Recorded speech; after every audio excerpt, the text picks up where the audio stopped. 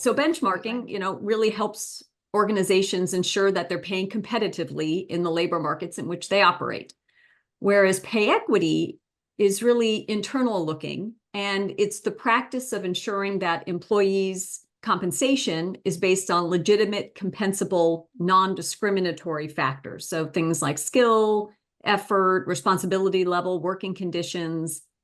And there's this very specific process around conducting a pay equity review.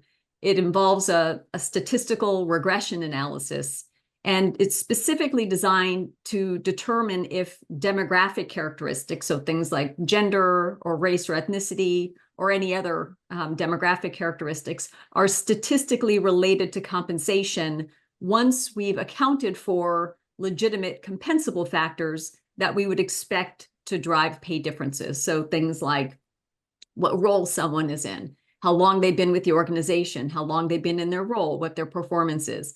So we're really specifically looking to see if there are any statistical relationships between protected demographic characteristics and compensation. That is really what pay equity is all about. And if an organization conducts a pay equity review and identifies any disparities, then the organization ideally would engage in some sort of remediation, and that involves potentially giving a subset of employees pay adjustments to address the pay disparities that have been identified.